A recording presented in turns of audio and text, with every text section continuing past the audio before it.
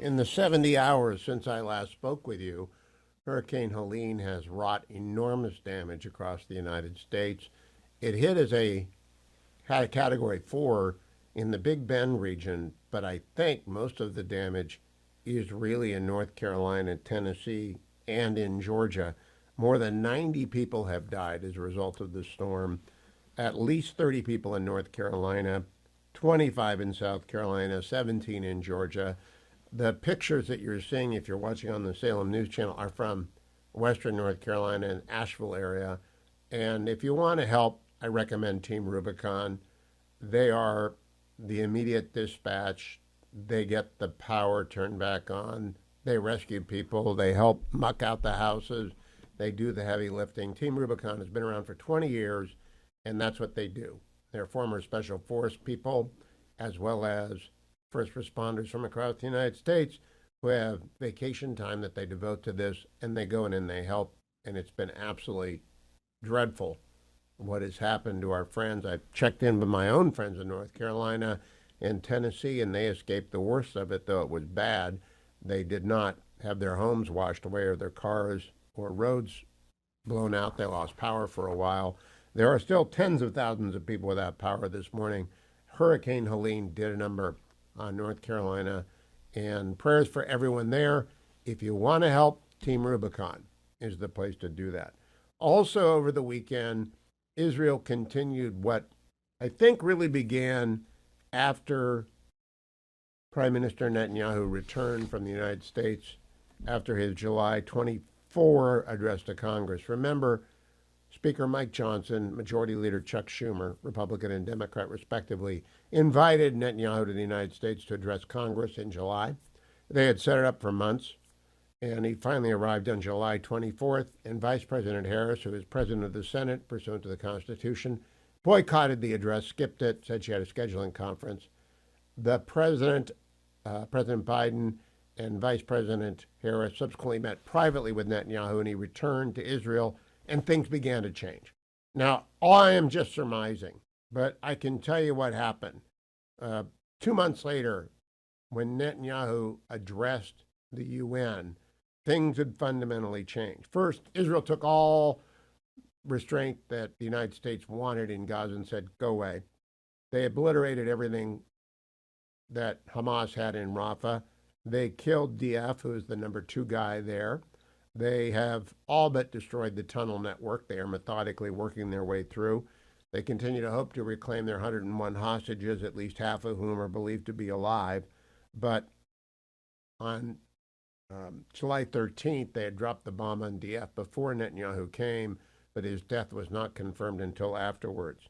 Then, on July 31st, after Netanyahu attacked, Israel assassinated Hanaya, the political figurehead or leader of Hamas, as he visited Tehran.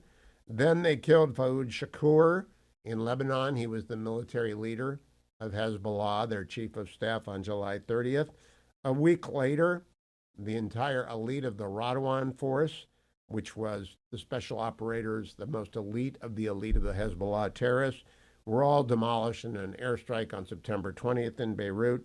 And then on September 28th, over the weekend, Hezbollah's leader for 40 years, Hassan Nasrallah, and 10 other senior members of Hezbollah were killed in an airstrike that was really 6 airstrikes in succession in Lebanon to make sure he was dead, along with an Iranian Revolutionary Guard senior general who was meeting in Nasrallah's underground bunker. Over the weekend, since the Nasrallah hit, we have seen they have killed another senior Hezbollah official in Beirut. His name is Qaouk, Qaouk, who is the commander of their preventative security unit, not so preventative. A Hamas leader and a PLFP, that's an old group leader, 2 other terrorists were killed in Beirut. And Israel's special forces have entered into Lebanon, into the tunnels of Hezbollah, in what is anticipated to be the preparatory work to a ground incursion of some period of time designed to destroy the tunnels and the threat to the northern communities of Israel, which have been under fire since October 8th and have been vacated. The cross-border operations, their extent, We don't know. We just have reports that they are ongoing. Meanwhile, Netanyahu's coalition got bigger. And remember, there are 120 seats in Israel's parliament, the Knesset. Netanyahu's coalition controls 64. Gideon Sa'ar, a former Likud member, former ally of Netanyahu, had a falling out with him, put that aside and came back in, bringing 4 more seats with him, so it's 68 seats. All I can gather is that when Netanyahu came to the United States, he realized Joe Biden is a husk of himself. He might have a couple of good hours a day. He has muscle memory of supporting Israel, but he really can't be counted on. And the surrender monkeys that surround him make no impression on Netanyahu anymore. Then he met with the vice president, who I believe will be the most anti-Israel president we have ever had if she wins. Polling is all over the place, but the most important poll over the weekend is that Latinos are shifting significantly towards Donald Trump. And all of America saw the numbers put out by Immigration Customs Enforcement on the 600,000 convicted criminals who are in the United States. Now, they didn't all come under Biden and Harris. I don't know how many did. I know we have 13,000 convicted murderers who entered the country illegally, 16,000 rapists and other sexual assaulters who entered the country illegally, and they're here. And we're not doing anything to deport them, find them, get them out. Nothing. We're not doing that. And that is a major issue. Now, the vice presidential debate tomorrow night, which, by the way, will be carried on the Salem News Channel and simulcast on the Salem Radio Network. The Salem News Channel will have it beginning at 7 with Larry Elder. At 9 p.m., a simulcast of the presidential debate on the Salem News Radio Network, and then post-debate live analysis from Andrew Wilco and Jeff Vaughn on the Salem News Channel at 10:30 p.m. But if you want to listen to it, we'll have it on the radio simulcast with CBS. Don't count on much, because Margaret Brennan and Nora O'Donnell are both Kamala supporters. And it's just obvious that they're Kamala supporters. And they're busy figuring out how to screw J.D. Vance and how to help out the buffoon Tim Walz, who got booed at the Big House on Saturday, the Big House, Michigan's football stadium.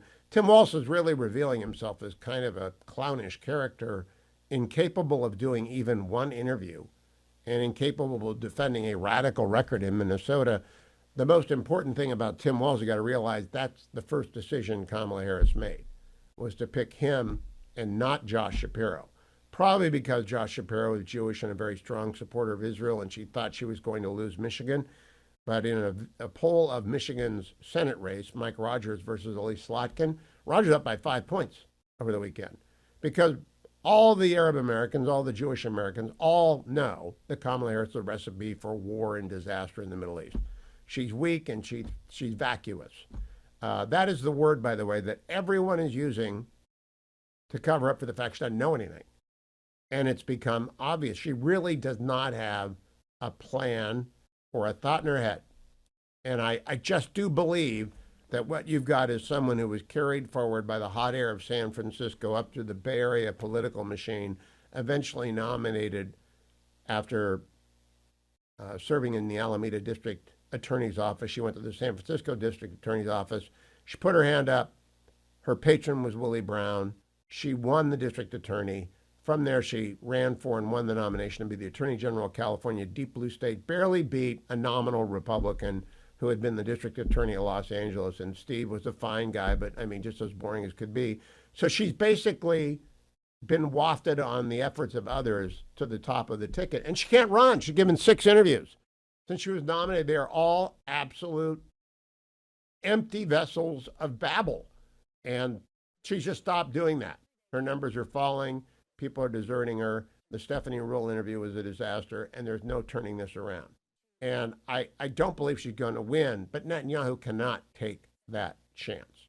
So what you see unfolding in Israel over the weekend, and I believe going on for the next 5 weeks, Israel saying we cannot take the chance that Kamala Harris is going to be president.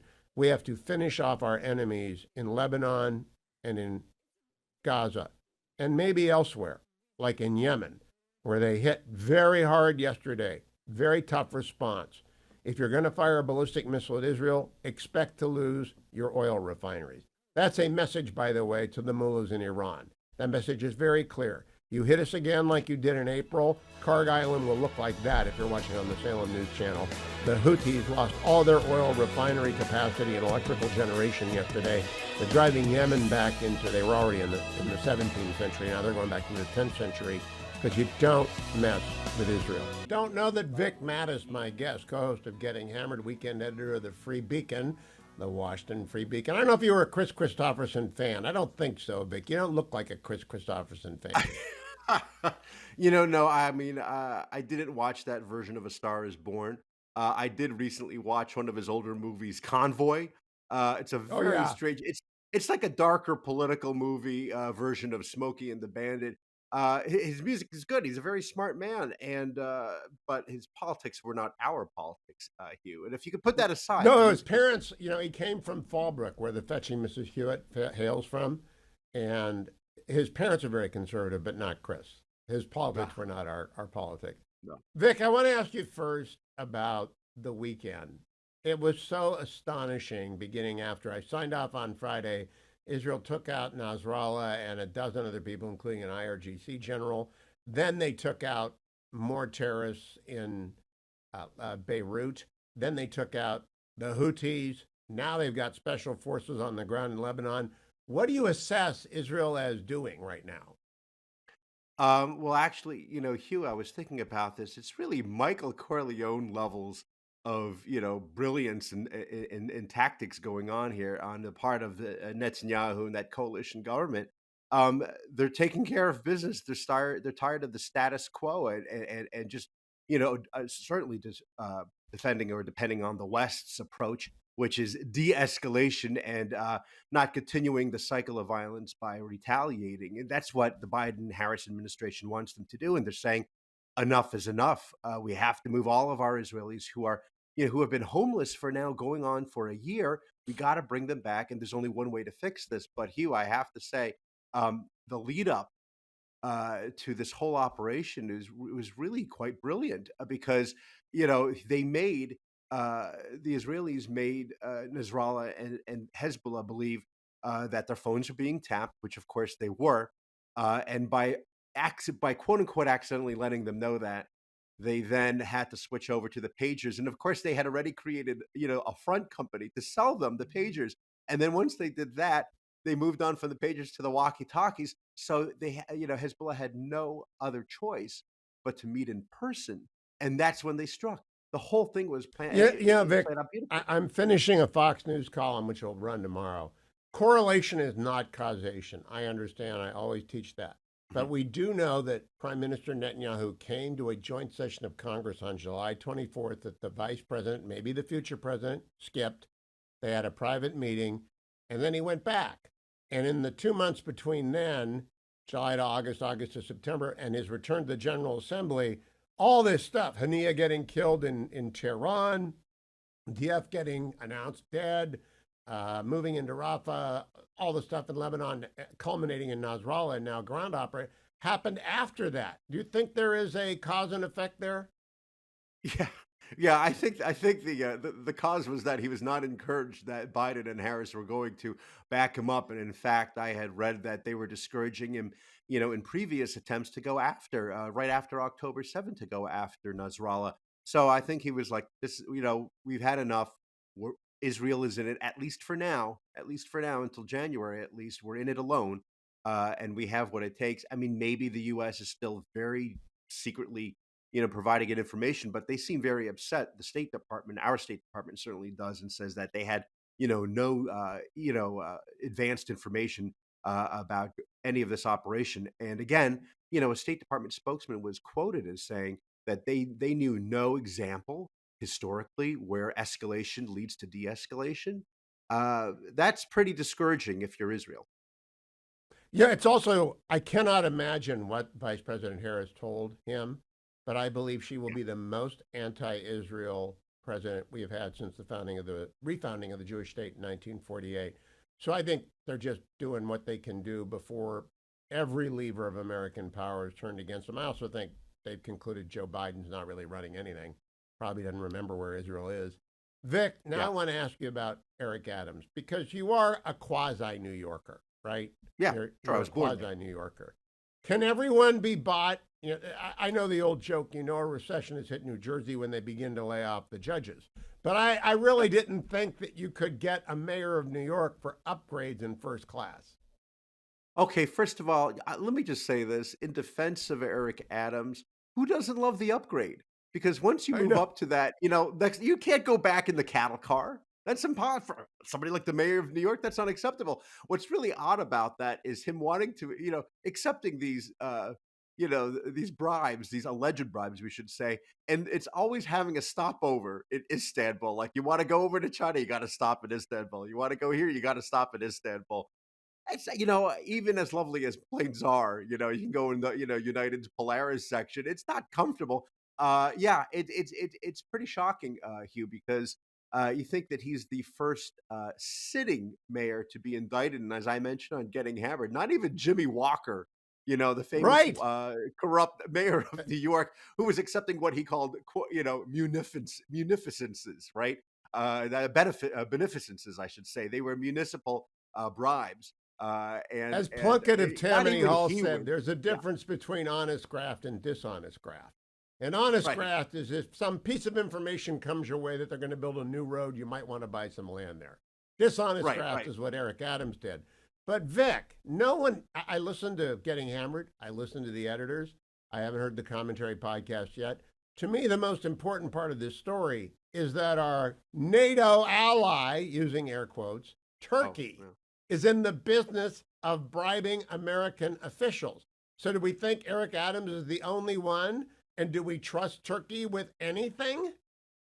No, that's a great question, and it's funny because I think obviously that's how they're doing business because this had to do with a building codes and fire inspection, and the mayor was gettable for that, which is really well. I mean, that's a depressing state of things to be in, and that's true. It always sort of confused me that Turkey is a NATO ally, and at the same time, their relations with Israel are not our relations with Israel or for example that they're still occupying the northern section of Cyprus, and so you have Greece, which is a NATO ally, and then they're you know it's very complicated and it's muddled, and I well, we'll just see what think happens.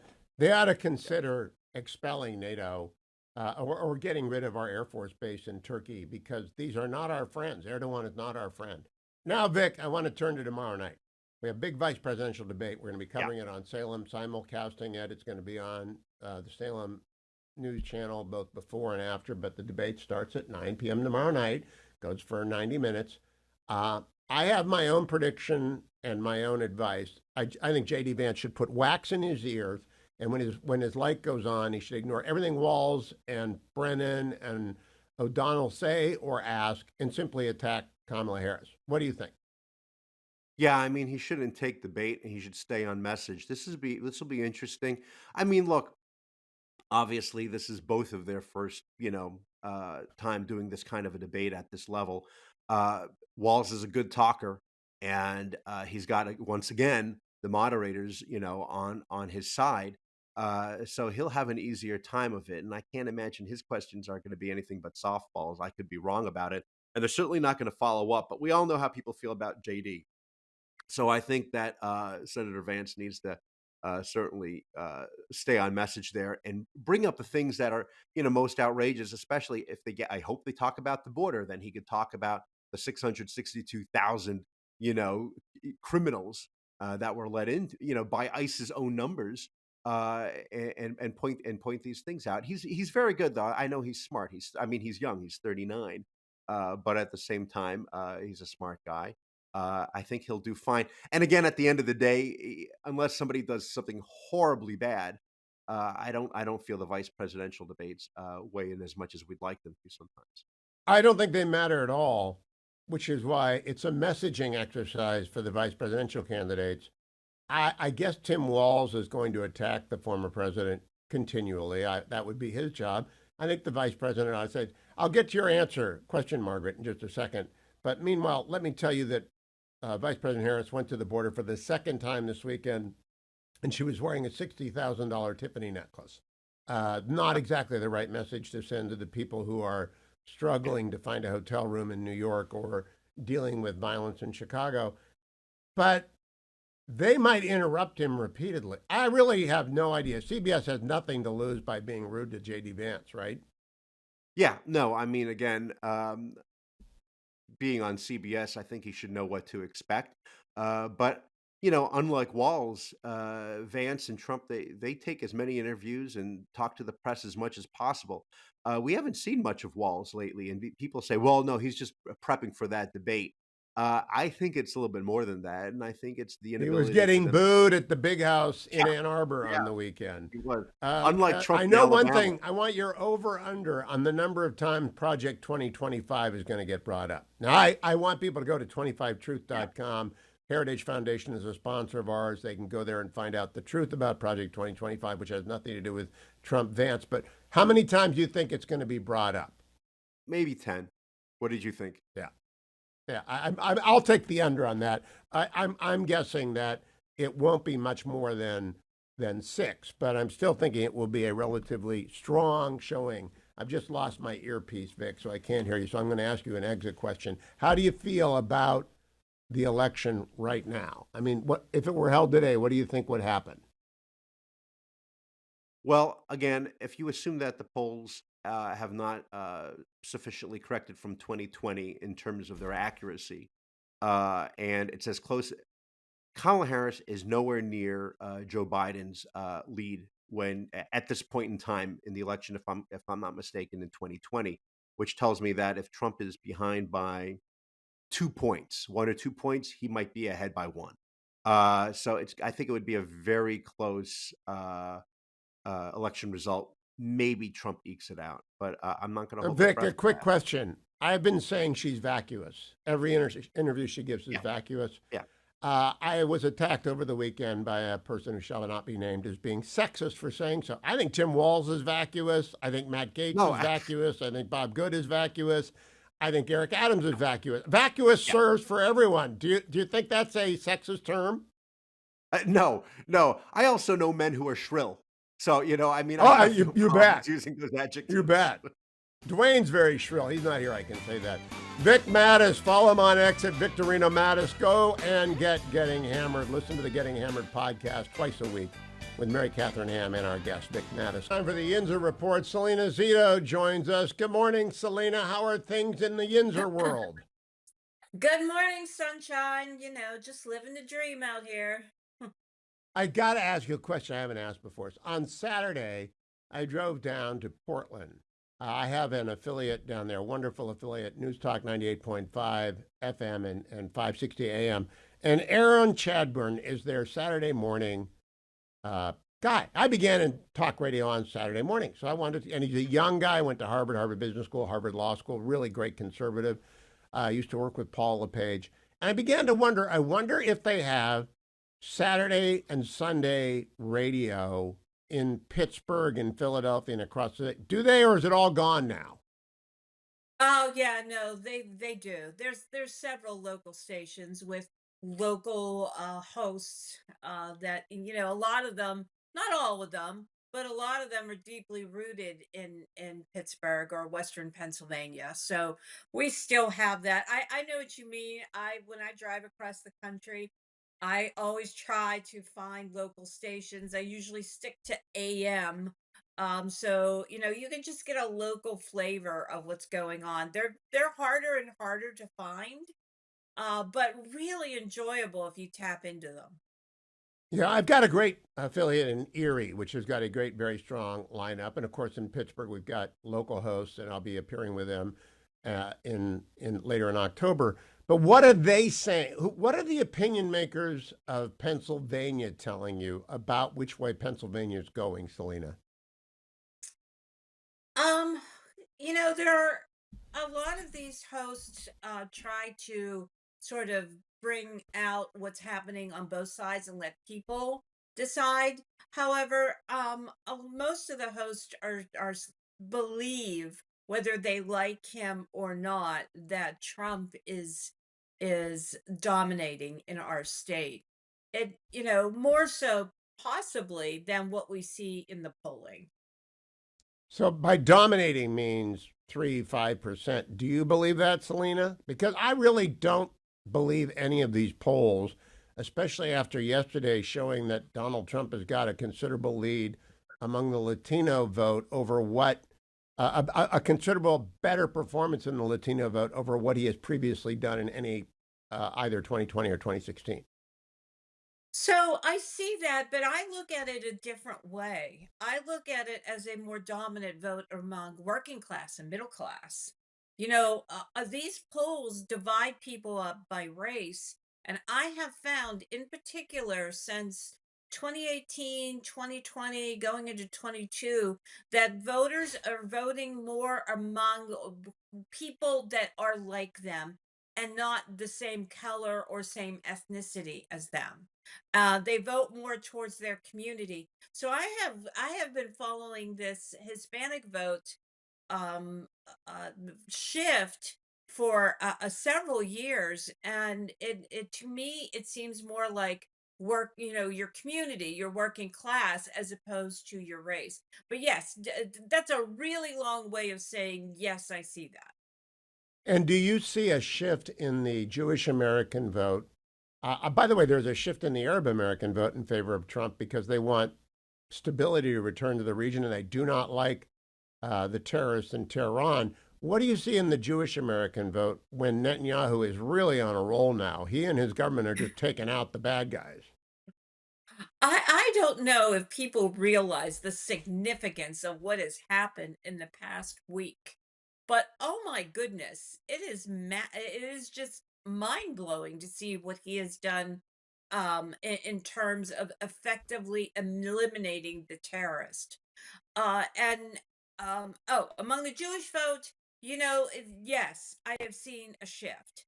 How significant it will be, it's hard to tell. Um, a lot of the Jewish vote has a lot to do with college education, and college educated people tend to and sort of those characteristics and those leanings that you pick up in higher education institutions tend to still go towards the Democratic Party. Okay, last question in terms of Donald Trump and his crowd size and all that sort of thing. Visible support matters. It's not an indication of much, but it's an indication of something. What is the visible support of Donald Trump in Pennsylvania? Well, like the past two election cycles, the signage is always so fascinating. And it's not the amount of signs that you see, however, there are a lot. It is where you see them. What is that telling you? Is it where you predict to see them? Or is it in places that you don't expect to see them? And so we've seen this broadening in working class neighborhoods and working class homes. As the coalitions have changed, conservative, you see more Trump signs. However, when you see that now, the anomaly is when you see it in a suburb, right? Because we now expect to see um uh, Harris signs there, but I'm seeing them in the suburb, Trump signs. Selena, keep looking forward to your next column. All of them, for anyone who wants, can be found at selenazito.com or follow her on X at Zito Selena. A little bit hoarse this morning. You yell at the TV enough, and it's a late game, and you're a Browns fan, you sound like this in the morning. The good news is that Donald Trump was campaigning in Wisconsin on Saturday. He went to the Alabama-Georgia game. Of course, some wags down there had "They're eating the dogs," DAWGS buttons sent. My friend Glenn sent me a picture of these buttons. Trump, they're eating the dogs. And indeed, the Tide did eat the dogs in an amazing end to that game. Ohio State took care of business in East Lansing, but the former president was in Wisconsin on Saturday, first before the game. Cut number one. On day one of my new administration, I'll stop all of the migrant flights into our country. You know, those planes are flying over right now, and they don't count them in the numbers. I don't know if you know. They and the phone app, which are thousands and thousands of, they're not counted in the numbers. That's why they do it, because they don't want to count it. I will end catch and release. I will restore remain in Mexico. I will bring back Title 42, that's the medical. I will send in federal law enforcement to rescue every town that has been taken over by migrant gangs and criminal alien thugs.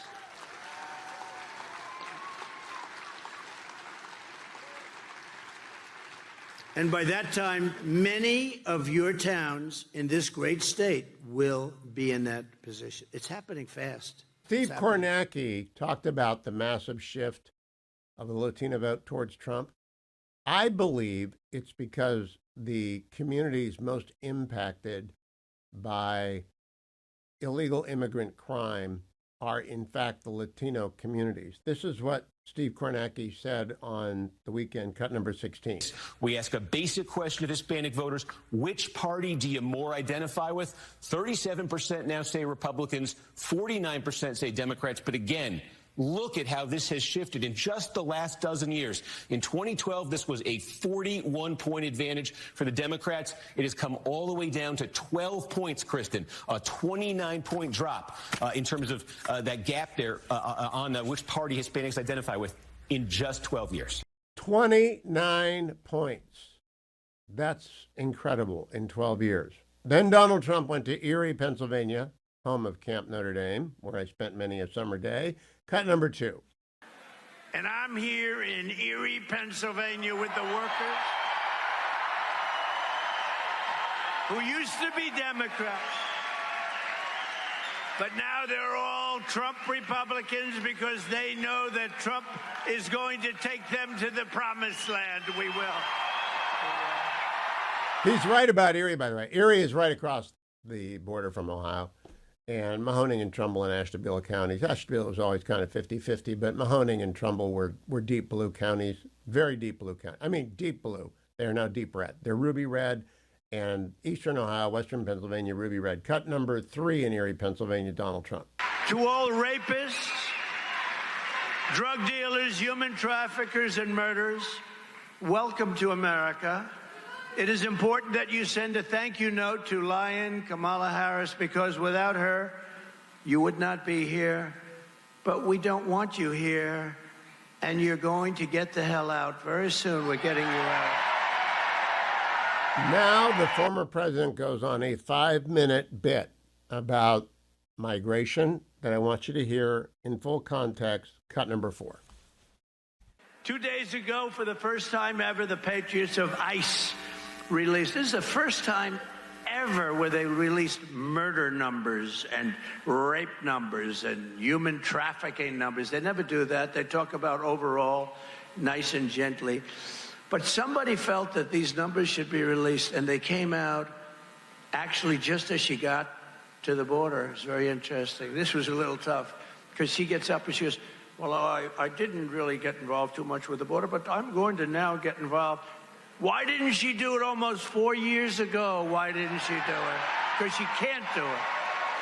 She can't do it. Number one, she doesn't have the capability. Number two, her base will not let her do it. For whatever reason that is, you have to explain that. But new data came out, and the massive number of savage criminal aliens that Kamala Harris has allowed to invade our country. This is an invasion, and these people are mean, tough. She had a total, listen to this, these numbers just came out, nobody thought, and I've been saying it for a long time because we are the party of common sense. I knew that once they had open borders, all of the countries, I didn't think about all over the world, I thought in South America, it's all over the world. Last week, a lot of people came in from the Congo, a big prison in the Congo in Africa. Welcome to the United States. They came in from the Congo. They come in from South America. They come in from Asia. They come in from all over the world. They come in from all over the world. The Middle East, you got to see, from Yemen, they're coming in. We have more terrorists come into our country in the last 2.5 years than we've ever seen. You know, I had 1 year where Border Patrol said no terrorists came in.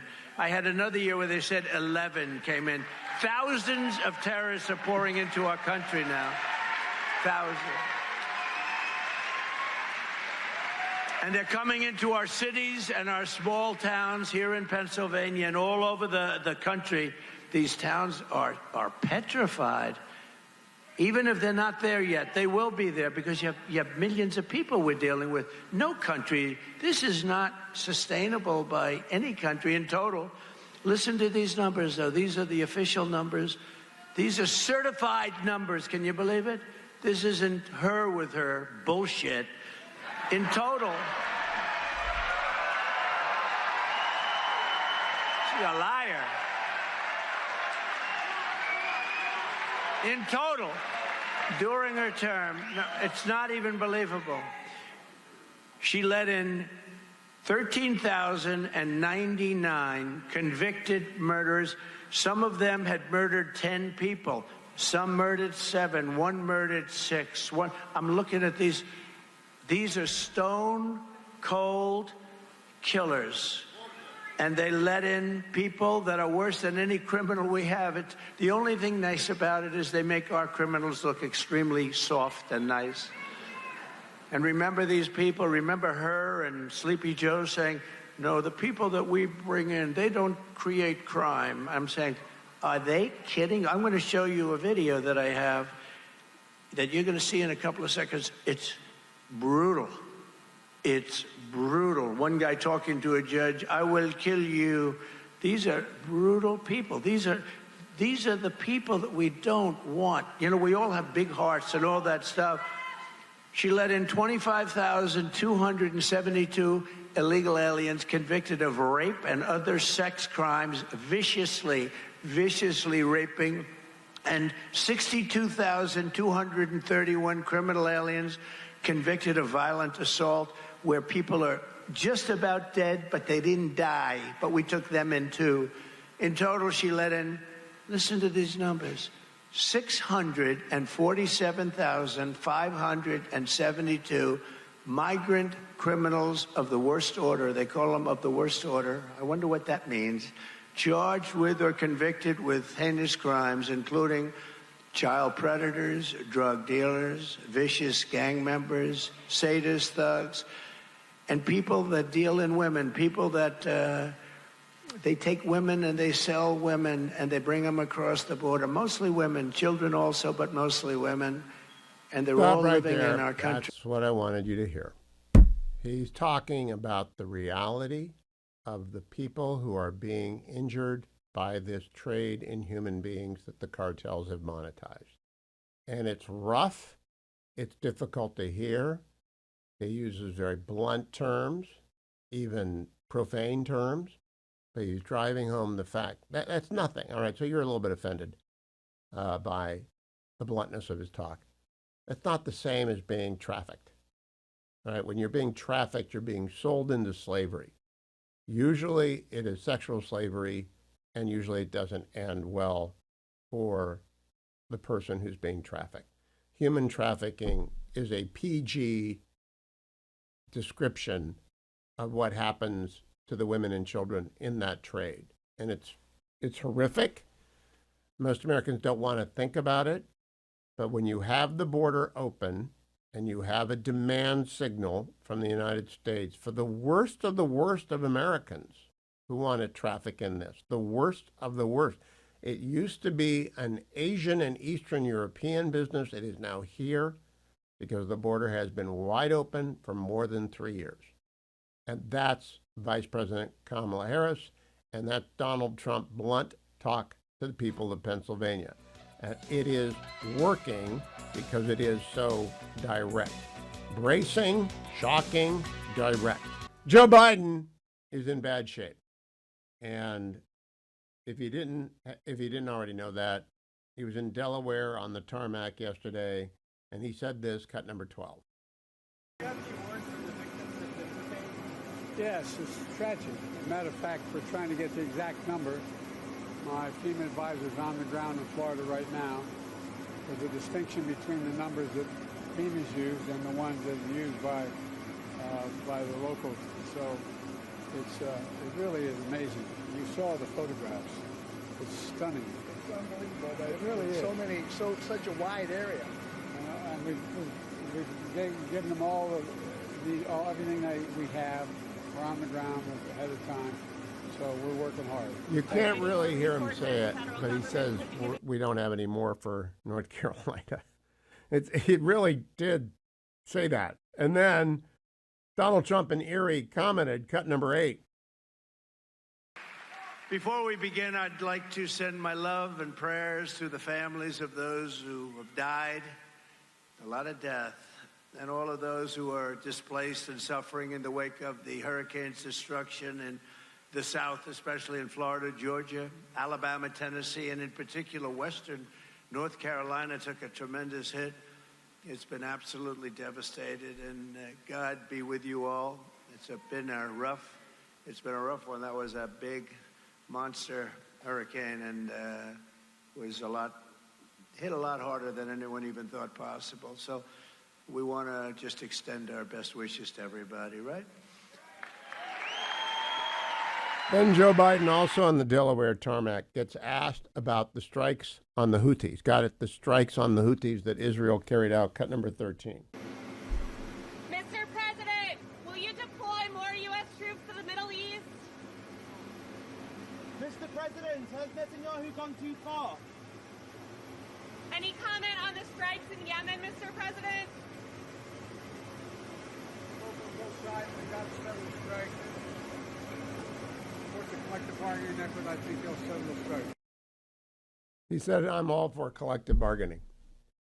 I don't think anybody's home. Jill Biden walked right to the airplane, out of the car. I think she realized she just doesn't want to be part of this. I think tomorrow night, J.D. Vance should be very silent on President Biden's condition and direct all of his fire not at Tim Walz, not at the CBS moderators who'll be with Tim Walz, but at Kamala Harris, her job or lack thereof, as the person charged with stemming the flow of migrants across the border.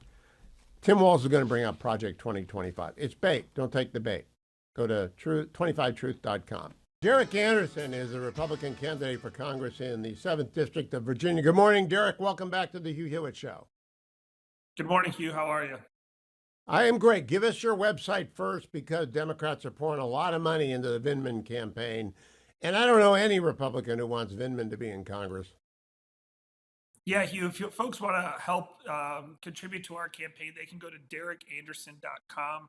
That's Derek, DERRICK, Anderson.com to help us out and get us through this finish line in the next 30 plus days.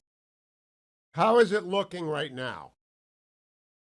But things are great, Hugh. You know, we continue to go around the district and meet people every single day. In fact, this weekend, on Saturday alone, we were in 4 separate counties. We've got roughly around 10 counties in our district, including the city of Fredericksburg. But, we're talking to folks, and the resounding thing that I hear from folks every single day is the state of the economy. We're a district that's about an hour outside of Washington, D.C., normal, everyday folks. They just want normalcy back in their life.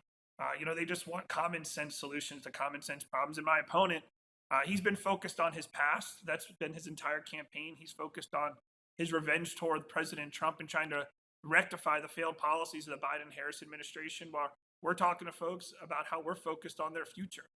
We're focused on trying to get the cost of goods back down. Here in Virginia specifically, we're seeing the average Virginia family's spending about $1,100 more a month just to live. We see that about a third of Virginians right now are living paycheck to paycheck. We see a quarter of Virginians delinquent on their credit card bills. And my opponent, he'd be a rubber stamp for the policies that got us in this mess in the first place. We see that he would support an EV mandate that would increase our taxes by $1 trillion and give $7,500 of our tax credits back to China, and what we're getting back from them, or what we're borrowing from them, and $7,500 back for an electric vehicle that folks just can't afford to even pay for right now. So again, we're focused on things like that. While my opponent, he's focused on the most extreme radical policies that a member of Congress from here in Virginia would be the most extreme radical person we've ever seen. So those are the things Derek, that we're you'd be the focused on second Green folks are Beret. excited. You'd be the second Green Beret in Congress, along with Congressman Michael Waltz. I am curious your assessment of the Israeli operational tempo and success over the last 72 hours in Lebanon. Yeah, I mean, we see that Israel is continuing to push back. One of the things that I think that's very interesting, and Senator Cotton wrote about this about a week ago, Hugh, is that the Biden-Harris administration continued their equivocation on their support of Israel, right? You see on one moment, Vice President Harris is on the stump all the time talking about how she supports Israel. However, Biden and Harris have continued to withhold certain types of equipment from the Israelis that would allow them to move forward with their operations and try to put an end to this whole thing. But again, when you have equivocation from the top, from America to our largest ally in the Middle East, you're going to see Israel continue to punch back. We see Hezbollah continues in the north to fire rockets onto Israel. The biggest thing I take away with all this, if Hamas wanted this to be over, they could have it over today by releasing the hostages, but they're not. They know that that's the only negotiating piece that they have. So they're going to continue to hold on as long as they can. But it's hard for Israel in the situation that they're in too, because if you've seen over the course of the last few weeks, at one moment you have Hamas saying they want to negotiate a deal to stop the fighting. Then you have Hezbollah start firing in the north, and Iran firing, missiles from Iran, and then they flip flop back and forth. So it's hard for Israel to go to the negotiating table with some legitimacy with Hamas when you see Hamas's buddies, that is Hezbollah and Iran, doing its bidding for them. Now, Derek Anderson, I don't know your district well. I drive through it all the time because my grandkids live down in the Norfolk area. So I go back and forth on the 95, and Virginia's roads are not very good. And when you get down, there's really only one. And I know Youngkin is trying to do his best. The governor's doing his best. Does that come up much? I'm just curious in a congressional campaign. Do they talk about immigration in Israel, or do they talk about the fact that the 95 is a nightmare? Well, I think it's a little bit of both, Hugh. When we talk about the number one thing folks are talking about is the economy. The second thing I hear from folks is the border crisis. And here's why. A few months ago, Governor Youngkin was on some TV show, and MSNBC went after him saying, I don't know why they're worrying about this in Virginia, this border crisis, because you're in Virginia. You don't have a border with Mexico. And so we took issue with that, especially considering that we had 2 illegal immigrants of Jordanian descent attempt to breach the front gate of Marine Corps Base Quantico, posing as Amazon drivers. Those 2 individuals were released. That's a national security issue. We see the fentanyl that's poisoning our communities, and roughly around 5 people a day here in Virginia are overdosing on fentanyl. So the border crisis is a huge deal. It's impacting us here in the district. I can tell you, I talked to a lot of our law enforcement, whether they're the chiefs of police or whether our sheriffs, and they're telling me how fentanyl overdoses and the criminal activity is spiking because of the border. And my opponent, he cares so much about the border that he took his immigration policy off of his website. So again, the immigration issue is really affecting us here in the district from a national security and public safety, and just from a resources standpoint. I-95 is an issue as well, Hugh, mainly because we're a commuter district, right? We've got the eastern side of Prince William County, Stafford, Fredericksburg, Spotsylvania, and even Culpeper, where folks travel to and from DC and Northern Virginia for their jobs. So it is one of the things I discuss with folks that, at the federal level, I want to make sure whenever we are appropriating money for roads, bridges, and highways, that it comes to our district and comes to Virginia, because my mom travels I-95 quite often, and I can tell you she calls me at either 6 in the morning or 10 in the morning because she's sitting in 2 or 3 hours of traffic. And we want to try to fix that so folks have it. I've lived that dream. I still love the Commonwealth. I don't get to vote for you. I've got this. I'm in the deepest blue area inside the Beltway, but yours is a flip. Yours is a purple district. Now, I'm curious. Your opponent will join the squad. He is a radical, right? He is to the left of left. Does that register? Do the people of the 7th Congressional District know that?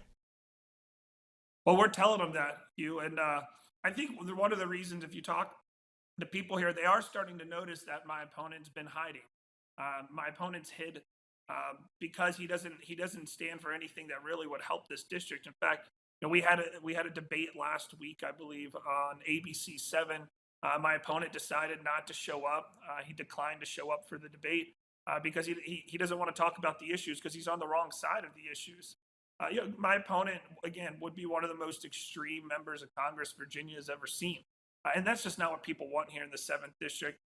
We know for a fact my opponent is not only, not showed up for debates, but he's lied about his military background, whether it be his rank or his time overseas. So again, when you have nothing to talk about because you're an extreme far left liberal, that's what you're going to do. You're going to run and hide because you don't have the issues to stand on. And that's what we've been talking with folks mostly, is talking about how we need to change things, not only in our country or the Commonwealth, but here in the district, in order to get people's lives back to normal. But he is a darling of the left wing in the elites on the coast, and therefore they're sending him a lot of money. People can help you at DerekAnderson.com. There are 2 R's in Derek. If you're watching on the Salem News Channel, you can see Derek in the sign in the background. Derek, let's close with that. How is the money? Have you got enough to have a good closing kick? And voting's already underway in Virginia. I don't know if you're doing a chase for early voters or not. That's expensive to do. Yeah, I mean, we're absolutely getting out there. Early voting has already begun. So if folks live in Greene, Madison, Culpeper, Orange, Spotsylvania, Fredericksburg, King George, Caroline, eastern side of Prince William, Stafford, folks can go vote. We have actually on our website as well at DerekAnderson.com, Hugh. Folks can go. We have all the early voting information. The last 2 Saturdays before November 5th will also be early voting. But we are seeing an uptick of early voting. We're seeing it across the Commonwealth. Governor Youngkin has spoken about how some of our more conservative areas within the Commonwealth see an uptick in early voting, which is a great sign for us. We see that Republicans and conservatives out there are getting out and voting early. So I encourage folks to get out and vote early because we've got a country to save, Hugh. Derek Anderson, keep coming back. I appreciate your joining me. DerekAnderson.com. He mentioned Senator Cotton. I want to go now. Senator Cotton was on Face the Nation yesterday. Bob Costa sitting in for Margaret Brennan, cut number 20. If that's what Israel needs to do to eliminate the remnants of Hezbollah's leadership and its arsenal, then yes, of course. Again, Hezbollah had over 100,000 missiles and rockets and mortars. Now, a lot of those have probably already been destroyed. Israel needs to destroy all of them. A lot of Hezbollah's leadership has been destroyed as well. This guy that y'all just cited there, maybe he's the leader. I don't know who's in charge of Hezbollah. I'm not sure anyone else does either. It's probably someone who wasn't important enough to have a beeper or a walkie-talkie as recently as 2 weeks ago. But all of Hezbollah's leadership needs to be eliminated, just like all of its arsenal needs to be eliminated. Just like the United States needs to be much more forceful in attacking Iran's terror army in Yemen, where Joe Biden and Kamala Harris have had our sailors resting like sitting ducks in the Red Sea for months. When we finish mopping up all of these terrorist proxies, that means Iran, once again, is totally exposed. It no longer can threaten Israel and the United States and our friends throughout the region. That's why we need to back Israel to the hilt and let Israel win, rather than continue to make these feckless demands for ceasefires and de-escalation that Kamala Harris and Joe Biden have been doing for a year now. One more cut of Senator Cotton with Bob Costa, cut number 21. Do you believe there will be an expanded war between Israel and Iran on the horizon? Well, Bob, I'm not sure that Israel's expanding the war so much as it is trying to end the war. I think it's important to stress just what a huge blow the last 2 weeks have been against Hezbollah. Iran is behind all of these terror networks, but Hezbollah is its most potent weapon. Hezbollah has over 100,000 rockets and missiles and mortars aimed at Israel. Iran has used that threat to deter Israel for years, going back probably 20 years or so. And now that Israel has absolutely devastated the entire leadership structure of Hezbollah, whether it's at the attacks that came just late last week, killing not only Hassan Nasrallah and all the other leaders, or some of their other actions, or hitting their weapons depots and manufacturing sites in Syria, now is not the time for a ceasefire or to de-escalate as Joe Biden and Kamala Harris want. Hezbollah is on its knees. The United States should help Israel drive Hezbollah to the mat and choke it out and finish it off once and for all. That means for the Well said, Senator Cotton. Bethany Mandel joins me now. Bethany, my 6th grandchild is about to enter the world on this day, and so sometime today, we hope. I am wondering, you have a lot of children that you have to get ready for a terrible anniversary next week. What are you doing about it? I remember actually September 1, 2002 and what we did. What are you going to do with them next week? A week from today is October 7th. So I will actually be in Israel, in southern Israel, a week from today. I forgot to tell your producer that for technical reasons. So I mean, there are toy drives nearby. There are commemorations on the National Mall. I'm not sure what my fellow parents are doing, but I will be in Israel. And are you taking any of the kiddos with you? Nope. No, it's my 10-year-old calls it a death tour, and so she doesn't really want her first experience to be 10/7, which I understand and I appreciate. I do too. I wouldn't take my kids to New York City for their first visit on 9/11/2002 either. Bethany, what do you make of what Israel has done? I'm writing about this for tomorrow for Fox, and I'll tell you my assessment after you. What they have done in the last 72 hours and 2 months. I mean, from the last week, I would love to see the movie. I would love to see the movie of the pager mission. I would love to see the movie of the decision to send Netanyahu to the United Nations as a way to convince all of the Hezbollah top leadership to gather together in the bunker to watch it and then to bomb that bunker. It is the likes of which we've never seen. Israel killed more terrorists on the United States list than the United States has done in 20 years, just in a week. I can't wait to see the movie. Bethany, the proposition I'm putting, correlation is not causation, but Netanyahu came to the United States in July. Vice President Harris boycotted his joint address, met with him privately. I think he has concluded that she will be anti-Israel if she wins, that Joe Biden is simply not competent to make decisions, that the de-escalation appeasers are not to be listened to. And he came back and said, do what we can and must do wherever we have to do it. I think Iran knows that too. Your thoughts? Yeah. I absolutely agree. I think that they realize that they're going it alone, that we, the United States, are not going to be particularly helpful, and that we might be, in fact, harming their cause.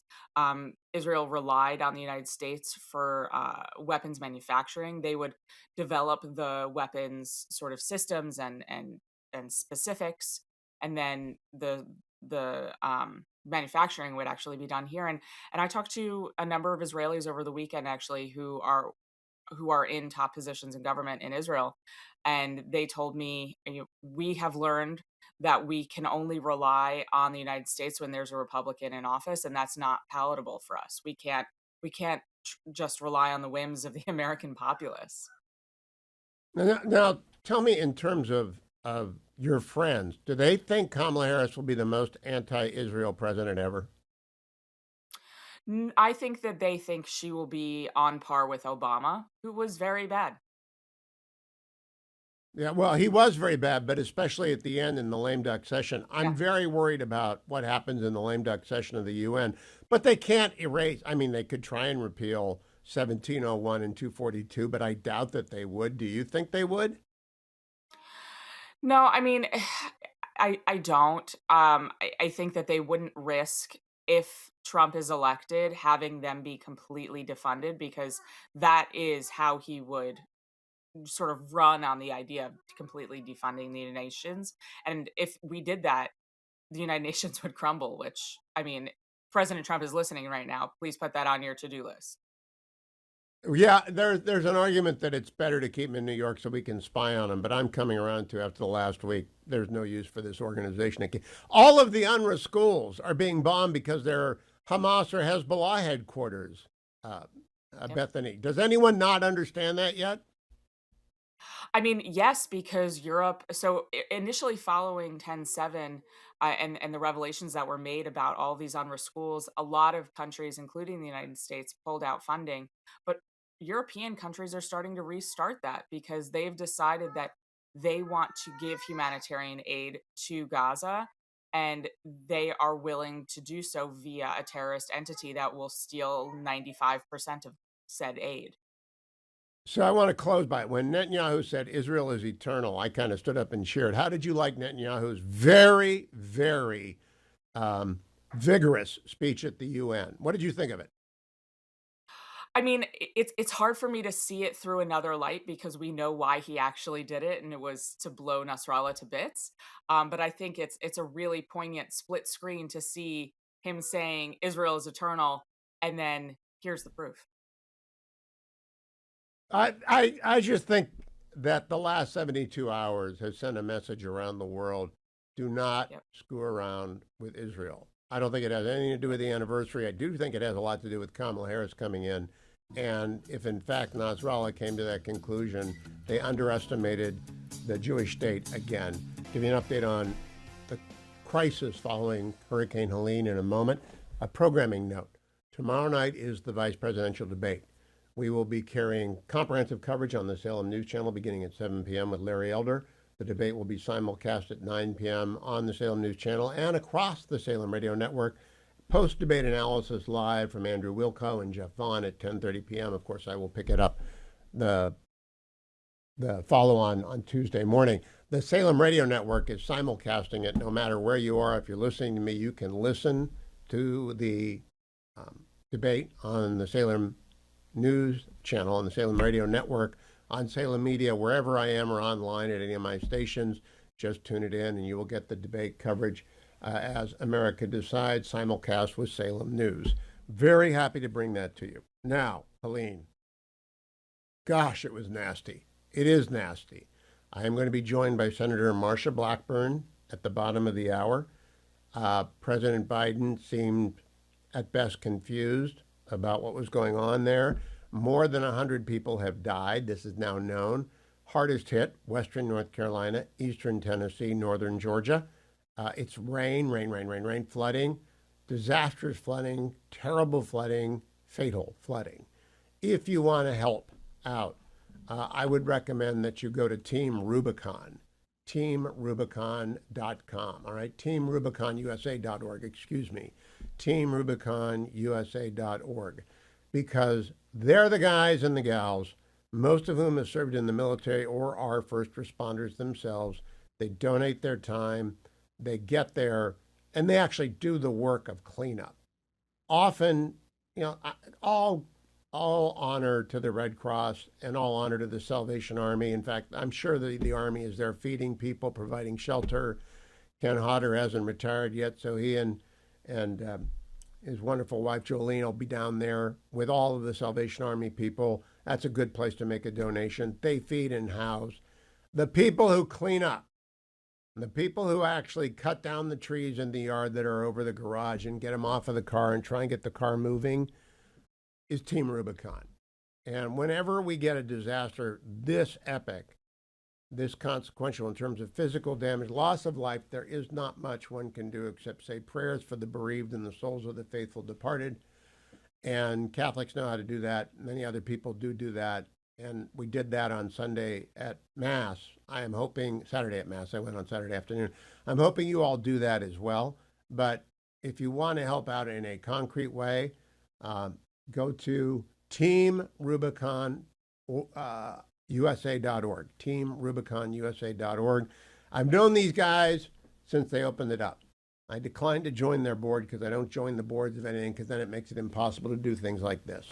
They don't sponsor the show. They're not a sponsor. Salvation Army is not a sponsor. I can just say the immediate way to get help there. I've never been, I don't want to slag the Red Cross.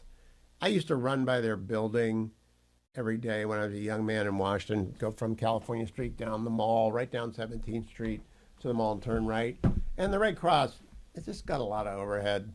It just does. And I don't think Salvation Army does. I know Ken and Jolene pretty well. They're retiring. Anyone who knows the commanders of the USA. Ken Hodder is one of the most remarkable stories in America that nobody knows about. Harvard undergrad, Harvard Law. I think he was at Latham, which is, you know, the Marines of the law, big law. And after 2 or 3 years, he said, this is not fulfilling. And he went to Jolene, who was a buyer for Macy's, and said, you know, hon, we grew up in the Army. What do you think about going back to a life of nothing other than the salvation of souls, as the Army understands it? It is a religious denomination. It is Christian. They have unusual beliefs they're Trinitarians, but they have unusual practices as they understand Scripture. But boy, do they take care of the lost and the least. I have rung the bell with Ken and Jolene proudly for many years now if I am in Virginia and I am available. And I know whatever they are doing right now, they got the Salvation Army on full alert to get everything down there as quickly as possible. Virginia, parts of Virginia itself have been hammered, and I wouldn't be surprised if Ken and Jolene are there, that on the ground in Western Virginia, in Eastern Virginia, in Eastern Tennessee, Western North Carolina, Western Virginia, Northern Georgia, because it just got hammered. Ron DeSantis is sending help. I don't know where FEMA is. I don't want to slag on FEMA. I'm sure they're doing their best. They're not very good. It's federal. The best thing to do with FEMA, absent extraordinary coastal stuff, is send money to the state governments. They actually know how to do this stuff. And all these people, look at the pictures on the Salem News Channel. I've never seen floods like that. I know that there was flooding in Hurricane Katrina because the levees gave, but this was sort of like tidal waves washing through down. Now, I have my oldest and dearest friend, my prom date, Patty, lives up in Hog Holler Hollow, I call it. And she and Rich are fine. They didn't lose any of their structures. Power was gone for a while. I think they have a generator. But it was bad. And it is bad. So dig deep. Whatever your favorite charity is, you can be confident in Salvation Army. You can be very confident in TeamRubiconUSA.org. Send someone with a plane and a chainsaw. That's the best thing to do, because they if you go to TeamRubiconUSA.org, the opening video, it just shows people cleaning up. It's forklifts, shovels, electrical equipment, high loaders. They do that. And that needs doing. FEMA, I don't know what FEMA does. God love them. I don't know. I know that TeamRubiconUSA.org sends people and machinery, and they work and they get sweaty, and they go in dangerous places and they help out. And that needs to be done. Now, on Israel. I'm just about to file with Fox for publication tomorrow morning the most remarkable 60 days in my coverage of Israel, because I didn't cover the Six-Day War and I didn't cover the Yom Kippur War. I was alive, but I was too little. And I know that Nixon said, send everything that can fly, but 1973 was a conventional war, tanks against tanks. And Israel held on by the fingernail. And then Ariel Sharon led the magnificent end around that Golda Meir approved and is so magnificently portrayed in the movie Golda. Go watch Golda. That was 51 years ago. What they did this weekend, matches in Entebbe, in fact, what they did in the last 3 weeks, beginning with taking out the chief of staff of Hezbollah, taking out the head of Hamas in Tehran, followed up by the beepers and the exploding walkie-talkies, followed by the airstrike on the senior command structure of the Radwan elite special forces. And they're serious. They're killers. They're serious killers. They're all gone. The 1,200 are disabled and wounded. Some are dead. And then they get Nasrallah and all of the rest of the Hezbollah senior leadership, plus some Iranians in the basement in their secure bunker, and they blow them to smithereens. Not once, not twice. They bounce the rubble again and again and again. I don't know how Nasrallah died, but I know he's dead. And for 40 years, he's been killing Americans. As Bethany Mandel pointed out, Israel has removed more people from America's most wanted terrorist list in the last 72 hours than we did in the last 10 years. So bravo to Israel, bravo to the IDF. Bottom line, whatever it is that Kamala Harris told to Netanyahu came back and told everyone, well, we're in trouble if she wins. We'd better do whatever we need to do when we can do it, because they dare not cut off Israel right now. They dare not reprimand Israel because they're losing Pennsylvania. They'll lose for sure if they criticize Israel. They'll lose Michigan if they applaud Israel or criticize Israel. It's just, they're screwed, because Trump is for a strong America and the peace that it brings. Arab Americans are endorsing him in Detroit, including the mayor, the Arab American mayor of Hamtramck, including lots of imams, because they realize he will bring peace back to the region. Jewish Americans are considering very carefully how much they want to push for a progressive agenda that is complete. It is. The progressive agenda is complete unless you're a reparations advocate, as Kamala has been in the past, or if you're for mandatory gun buybacks and gun repossession. Unless you're that far left, then the progressive movement's got everything it wants. except higher taxes. Kamala's all for that left-wing stuff. She's not talking about it. Bottom line, Trump is winning. That's what I feel. The numbers kind of show that. The demographic breakdowns kind of show that. The national polling doesn't matter because New York and California doesn't matter, and there aren't enough Texans to make up for that. Many lives have been cut short, more than 100 people dead in the aftermath of Hurricane Helene. 3 days afterwards, and we're just beginning to see what happened in western North Carolina and eastern Tennessee. Entire Main Street of Chimney Rock, North Carolina is gone. Much of Asheville, North Carolina is submerged in feet of water. The I-40 near Tennessee border is pretty much swamped out, and we'll keep you updated throughout the day on all of these stations. Tennessee Senator Marsha Blackburn is joining me at the bottom of the hour. Dwayne is back in Studio Beltway, getting it ready for my return there in a few days for the election, of course. But tomorrow night, we are doing Debate Watch on the Salem News Channel from New York City and from Washington, D.C., beginning at 7 p.m. with Andrew Wilco. Simulcasting of the debate at 9. After the debate concludes, Andrew Wilco and Jeff Vaughn, Larry Elder's doing the 7 p.m. Andrew Wilco and Jeff Vaughn come on at 10:30 p.m. on the Salem News Channel. And we'll be simulcasting the debate throughout all these radio stations you're listening to me on. Salem News is simulcasting the CBS debate tomorrow night. I want to go back to something Lindsey Graham said about another debate. There isn't going to be another debate with Donald Trump. He's winning. I don't think he wants to do another debate. And Kamala Harris is so bad at interviews that as she drops in support, she has to do more interviews, and they get worse and worse. But cut number 18, Lindsey Graham on CNN with Jake Tapper on what Trump should hit if there is another debate. I'm going to leave it up to him, but I'd like to see it myself because I think she's a mile wide and an inch deep. Look what's going on in the world. The world is literally on fire. They don't have a clue. They're paralyzed by fear when it comes to Iran. The world that Trump left us when he left office was mortgage rates below 3%, a secure border, peace agreements, no war anywhere. I would like to see her explain how she's going to change things when she's been in charge for 4 years and hasn't changed anything. I'd like to know from her point of view what did happen in the Mideast. You know, Lindsey's a nice guy. Jake, why didn't you ask her about the border? You were there, Jake. You could have asked all these questions. Why did you not have one follow-up for her on the border? Because I still don't understand it. Now, Jake did not do the sit-down interview with Vice President Harris. That was Dana, but Lindsey's too much of a gentleman. Donald Trump is bringing the fight where it needs to be. He doesn't need to be on a debate stage to make these points. Cut number 5 in Erie, Pennsylvania on Saturday. When just one convicted murderer escapes from prison in real life, right? We have one person will escape who's not nearly as bad as the people we're letting in. He's like a perfect person compared to the people we're letting in. You'll see that in a second.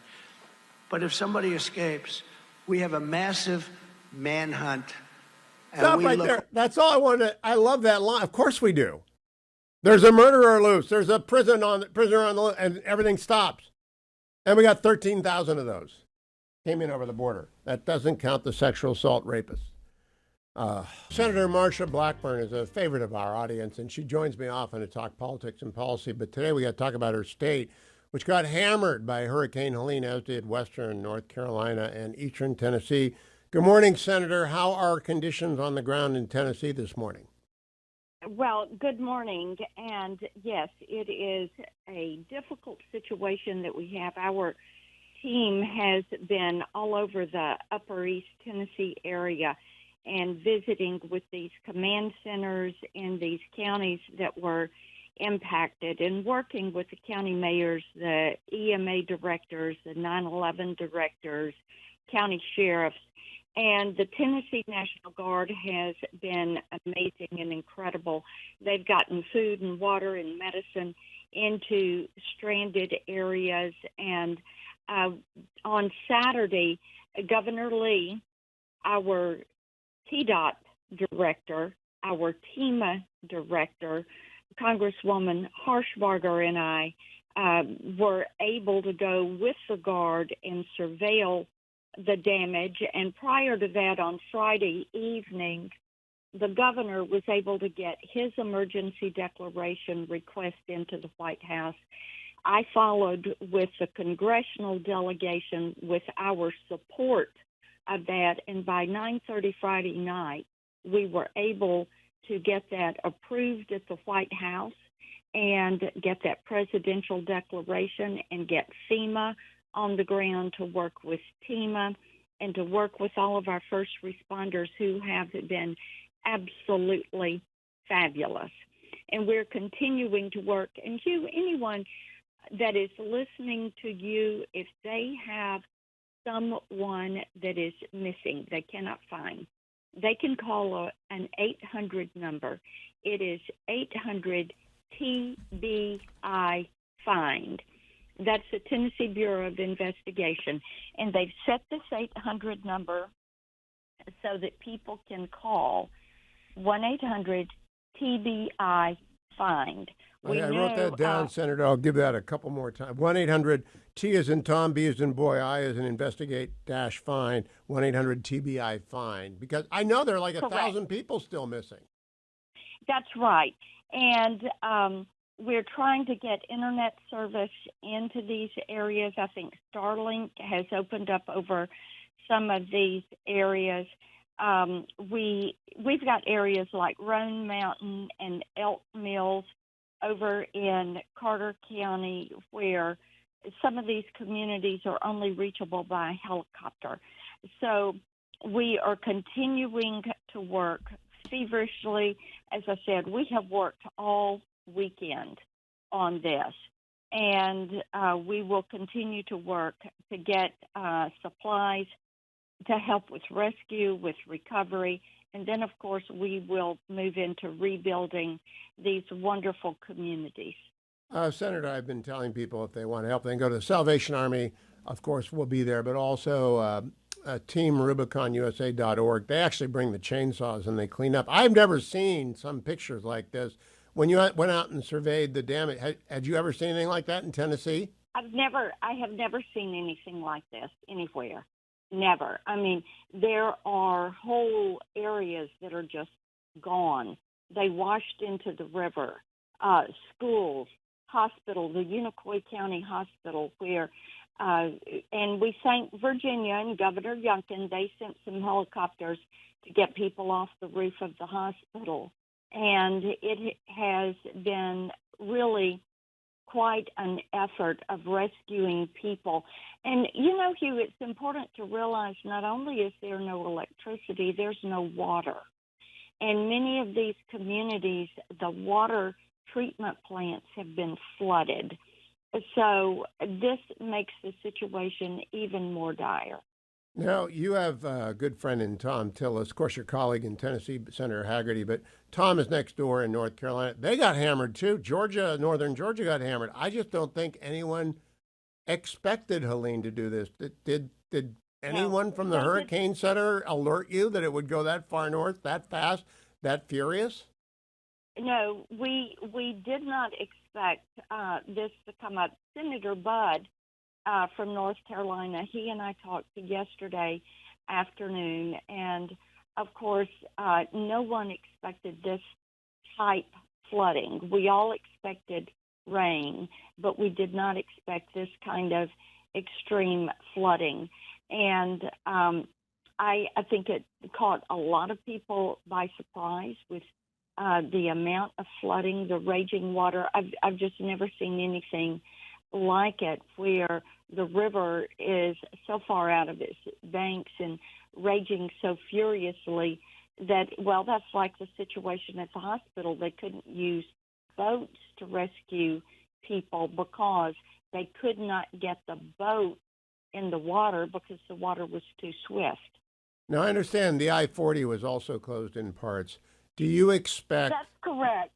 We've got a part of I-40, it's on the North Carolina side, that is closed. You also have a portion of I-26 that is closed. In addition to that, you have some other bridges and roads that have completely washed out. And as the water begins to recede, then they'll be able to more accurately handle those assessments as to what is passable and begin that process of rebuilding and getting some of these resources in for people, cell towers, things of that nature. And Starlink has opened up, as I said, over some of these areas, which is allowing people to have internet connectivity and be able to reach loved ones. I want to give that number again, 1-800-TBI-FIND, 1-800-T as in Tom, B as in boy, I as in Ivan, dash find, 1-800-TBI-FIND. Senator, last question in terms of the National Guard. I don't know how many National Guardsmen Governor Lee activated, but we thank them and their families that they left behind who are probably struggling as well. Do you have any idea how many Guardsmen are out there working? You know, I do not know. I saw some of them Saturday as we were surveilling, and our Adjutant General for the Guard here, General Ross, was with the governor and I as we conducted these surveys on Saturday. And I tell you what, Tennesseans do what Tennesseans always do. They volunteer, they help their neighbor, and the Guard is a big part of that. It's called the volunteer state for a reason. I thank you for joining me this morning to put the word out. Again, anyone who's listening, you can call if you're missing someone, 1-800-TBI-FIND. If it's in Tennessee, I don't know the number in North Carolina. I do know the tri-state area has needs, Georgia, Tennessee, and North Carolina, maybe even a little bit of Virginia. If Governor Youngkin was sending you helicopters, maybe they're coping better over in Virginia. But thank you, Senator. I appreciate you taking the time to join me and give me an update this morning. Thank you so much. Take care. It is really biblical in terms of the devastation. I do want to go back now. The real men are out there working hard, and the real women are out there working hard. And Operation, or it's TeamRubiconUSA.org is there working hard. It just stands in contrast to Doug Emhoff, who's a good guy. I got nothing against Doug. He's friends with my friend O'Brien, the second gentleman. Sits down with Jen Psaki on MSNBC and said this. Jen Psaki said this. It's not on Emhoff. Cut number 14. Important part, an interesting part of how people have talked about your role here is how your role has reshaped the perception of masculinity. And I'm not sure you planned on that, but you are an incredibly supportive spouse. Has that been an evolution for you? And do you think that's part of the role you might play as first gentleman? It's funny. I've got to say, I don't want to. It's a horrible question to ask the second gentleman. He's done a fine job as second gentleman. I know about the past controversies. I know about all that, but he's redefined nothing. I mean, Dennis Thatcher did all that 30 years ago, and maybe the United States isn't used to it, but it's not redefining masculinity. It isn't redefining it in the least. It's just silly. I do have a little bit of lighthearted stuff. I've got Dana Carvey made a return. He's my favorite Saturday night person ever for not going to do it. Wouldn't be prudent. He had a killer H.W. Bush. But he returned to Saturday Night Live. Maya Rudolph is playing Vice President Harris. Cut number 14. No, cut number 15. That is maybe the first bipartisan humor I've seen on Saturday Night Live in 30 years. I don't watch anymore. I don't stay up that late on Saturday night, but I just don't watch anymore. I've been doing this since 1990, and I've talked to a lot of authors, and a lot of books have seemed very timely to me, but none, and I mean none, and that's 34 years of talk radio and television, has ever been as timely as this book, Targeted Beirut, by our friend Jack Carr and James Scott. Jack was last on when his most recent Terminal List thriller, Red Sky Morning, came out, but both of them join me now because, wow, talk about amazing timing. Good to see you again, both of you. I haven't met you before, James. I haven't read your work either, but it's good to see you both. Jack, let me start. When you planned Targeted Beirut, Did you have any idea that payback would be this weekend? 3 years ago, I knew exactly to the week what would be happening in the Middle East. So I made sure that we were done in time to get it published. It is uncanny. It was about 2.5 to 3 years ago when I first broached the subject with Simon and Schuster, when I thought I'd built up enough political capital to be with the thrillers to be able to pitch a nonfiction series. But it ended up becoming a lot more timely than I could have ever possibly imagined. Now, James Scott, these Yeah, are not good memories for me because I was at home in Ohio with my wife and family when the Marine barracks blew up. Her father, Marine Corps colonel, her brother, lieutenant colonel in the Marines, and her sister was with us, and we just stared at the screen all day long. And then I went into the Reagan administration. Did you want to do this? Because this is a very unpleasant year in the life of Americans. Yeah, no. When Jack first reached out to me, I remember this very vividly. From I was young at the time. I was in elementary school, and I think it had such a big impact on America that it even trickled down to those of us like Jack and I who were grade school at that time. And so when he reached out to me about this, I very much wanted to jump in on it. And of course, as we're seeing this week, as Jack noted, I mean, it's just so topical that these issues, and this was an opportunity for us really to explore the seeds of this conflict in many ways.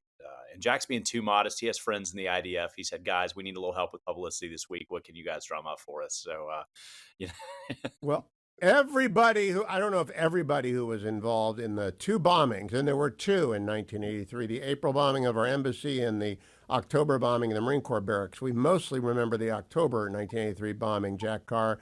But there were a lot of people involved in both of those massive killings of Americans who are dead this weekend as a result of the IDF. Do you have any idea the overlap, the Venn diagram?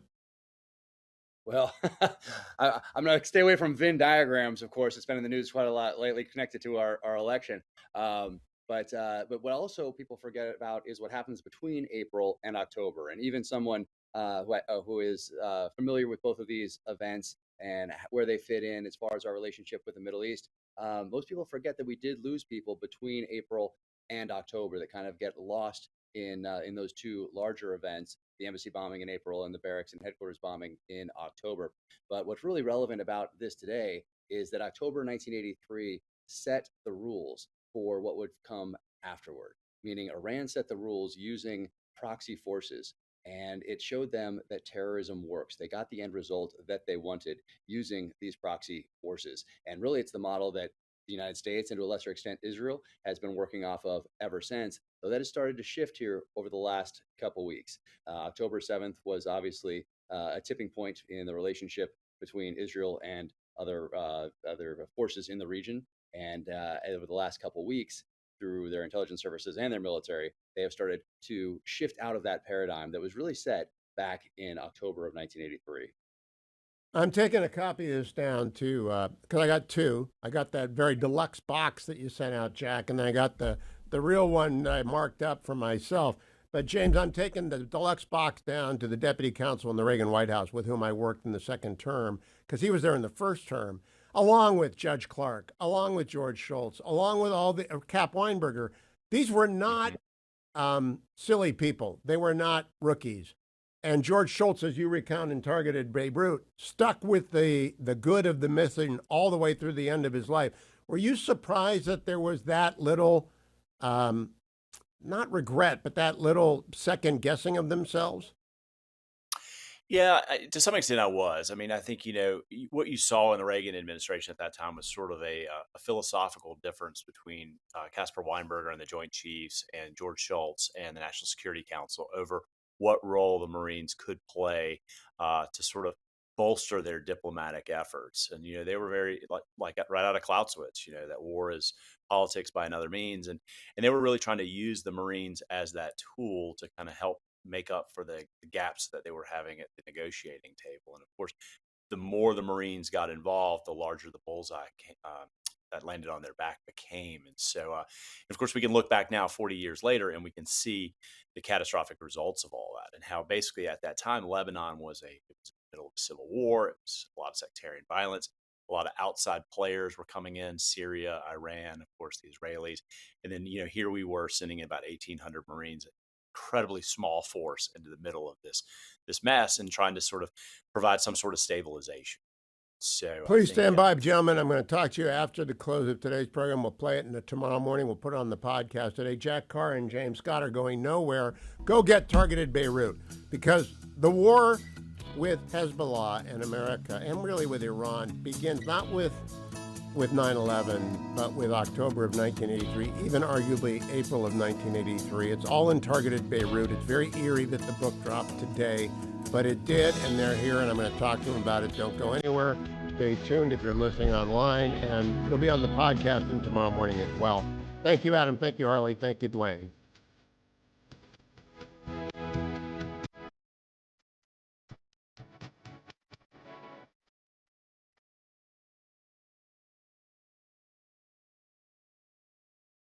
I am back now with Jack Carr and James Scott. They have authored the brand new book, Targeted Beirut. It is planned as the first in a series, I believe. Am I right about that, Jack? That Targeted Beirut Correct. is part one of the Targeted series? It is, and it's one for a reason, and that's because it was such a pivotal moment in our relationship with the Middle East. When I pitched Simon & Schuster on it, I wrote down about 3 pages of different terrorist events from the end of World War II up to about 3 years ago when I talked to Simon & Schuster, and I kept coming back to October of 1983, to the full year of 1983, actually, as that time that was so pivotal because those rules would be set during that time frame and would be the ones that we continue to play by today. I'm going to go back to the specifics, but I want to do a little inside baseball, Jack. You go find James Scott. Now, I have not read Target Tokyo, Black Snow, many of his books, often Pulitzer nominated. How did you two connect? I'm always curious when collaborators, sometimes they don't end up being friends when they collaborate. Jack, tell me how you found him, and James, tell me what it's like dealing with a thriller writer and a SEAL. Yeah. So it sounds strange now because there's so much out there where you can do research on people, but I just loved his work. He has 5 books out. That's 4 on World War II, 1 on the USS Liberty, and I loved the work. And I was so busy working on the thrillers and the scripts for the TV show and all those things that I didn't even go to YouTube to try to look up an interview with someone talking to James to see if he was a crazy person or nice or mean or what kind of a feeling I got. I just loved the work. And when I was talking to my agent and my editor and publisher, Emily Bessler at Simon & Schuster, I said, I only want to work with James Scott on this because I don't want this to be a work of pop history where I just read a bunch of books on terrorism and the Middle East and regurgitate those, maybe give a little bit of my own analysis and put it out there. I want this to be a serious work of history. I got to tell you, James, the first one of your books I'm going to read is on the Liberty, because in the world of talk radio, it's a signal to get the caller off the line if anyone brings up the Liberty. And you probably understand why. They think it was a plot. You know, Jay, explain why I would not want anyone who wants to start the conversation off on, they sank the Liberty. Yeah. So, and Hugh, I have a personal connection to Liberty in that my father was the damage control officer on board, and so Oh, I my grew up. goodness.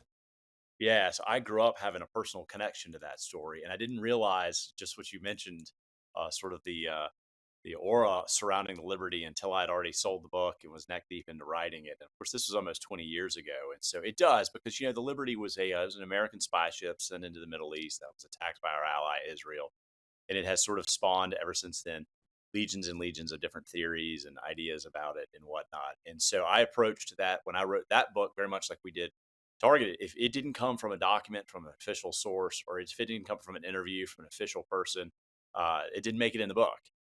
Because the world's full of too many different conspiracy theories and things like that. Oh, my So goodness. Now I have one that I can trust. That's Yes, yeah. an offshoot. Let's get back to Targeted Beirut.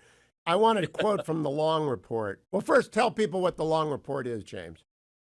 Yeah, so the Long Report basically was the Defense Department commissioned a study of what happened in Beirut right after it all went down. And so they got Admiral Long on board with a bunch of other senior officers to really sort of do interviews with the senior leaders who were there, sort of really all the way up and down the chain of command. They did it, in Beirut. They did it in Washington, other places like that, to sort of put together an autopsy of what went down in Beirut. So the end result of that is the Long Report. And the big quote on page 302, the systematic, carefully orchestrated terrorism which we see in the Middle East represents a new dimension of warfare. That's December 20th of 1983. Jack Carr, have we figured it out yet that this is not going anywhere? We have not figured this out, and there was terrorist events, of course, before October, before April of 1983. There were terrorist events after that time frame. but they all fit this model that really came to fruition at the end of October, because the United States never responded to this attack. There was a lot of tough talk out of the administration in October, in November, and then in early 1984, we leave about as quietly as one can.